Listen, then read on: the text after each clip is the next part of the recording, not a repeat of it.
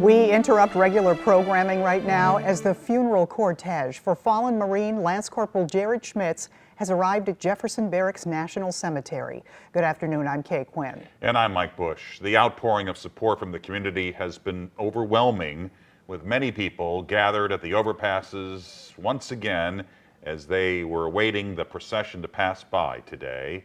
This is Skylens 5 as the procession left Bowie Funeral at Cave Springs in St. Charles. This was the beginning of the 31-mile procession to the cemetery in South St. Louis County.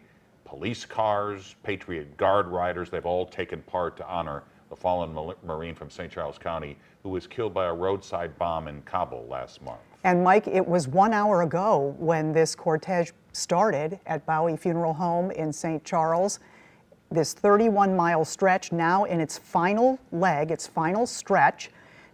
The cars getting off Telegraph Road, going to Sheridan. That's where our Holden Kerwicki is, live at Jefferson Barracks now, where a private burial will take place. Holden?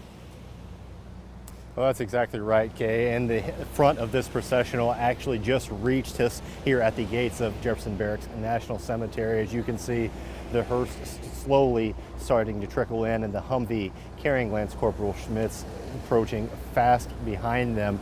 The mood out here is very somber and much different than what we saw at the dignified transfer just last week. A lot of people out here coming to say thank you one final time. Again, as you see, the Humvee carrying Lance Corporal Schmitz entering Jefferson Barracks National Cemetery.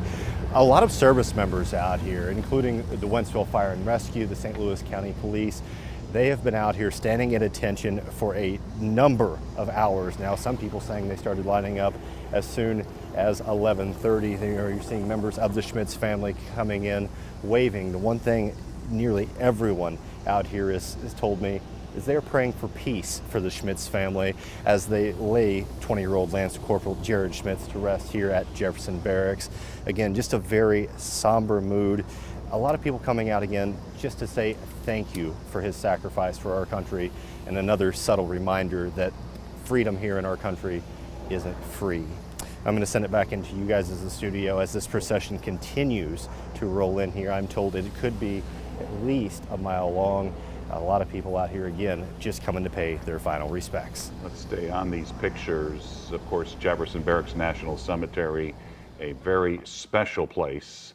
It became a national cemetery all the way back in 1866, but it actually goes back 40 years before that when it started as the Jefferson Barracks Military Post Cemetery, and the first known burial was actually an infant, Elizabeth Ann Lash, who was the child of an officer stationed at Jefferson Barracks.